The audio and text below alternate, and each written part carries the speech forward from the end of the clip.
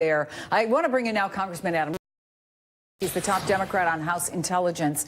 Congressman, it's always good to see you. It's obviously unfortunate it is under these horrific circumstances. And you're someone who has often been the target of the president's verbal attacks. He called you one of the biggest liars and leakers in Washington.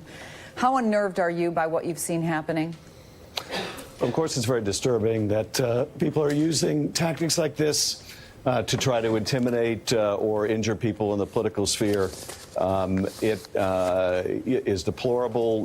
We're certainly staying in touch with the Capitol Police, with the FBI. We know very little at this point. Very little has been shared with members of Congress and even with the members of the Intelligence Committee. We're all taking precautions. We've all been instructed on what to do if we should receive a suspicious package. I received a call from the L.A. police chief yesterday just checking in. So, you know, my heartfelt thanks go out to law enforcement that are dealing with this. And obviously, we'll rest a lot better when this person is apprehended.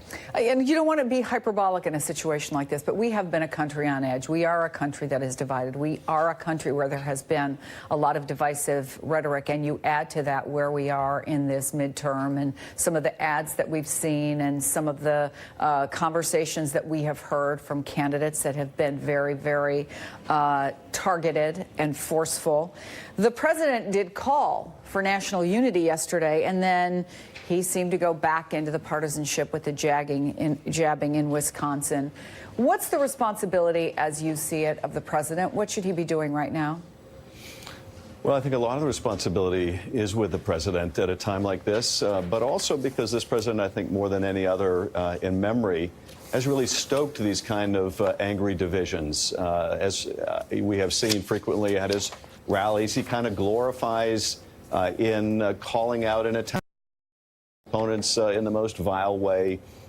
He praised the assault on that journalist and says that there are good people on both sides of neo-Nazi marches or rallies.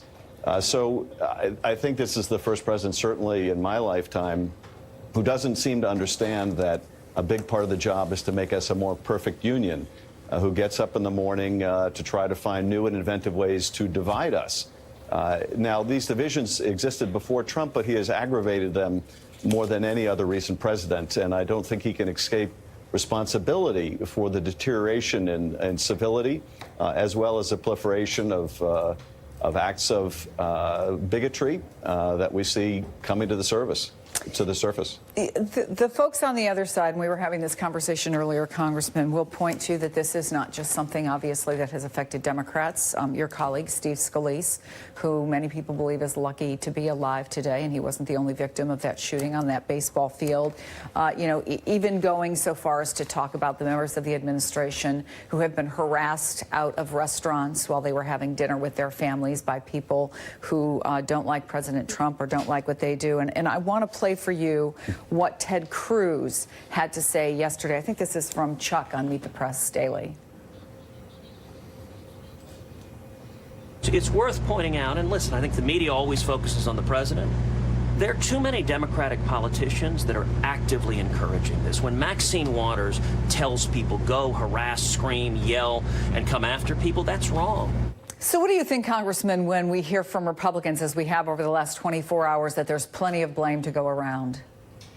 I think it's a cop-out, but it's a cop-out that we see frequently, the kind of what about? Well, what about this and what about that when there are legitimate charges against the president? Look, no one sets the tone in the country more than the president of the United States. And yes, the president's harsh tone and bitter divisiveness prompt a reaction, and that's to be expected. But there's no escaping responsibility at the Oval Office for a lot of the bile that we see throughout the country. Certainly, everyone can do a better job, but that is no excuse for what we see in the Commander-in-Chief, no excuse for what we see from someone who is supposed to be bringing the country together.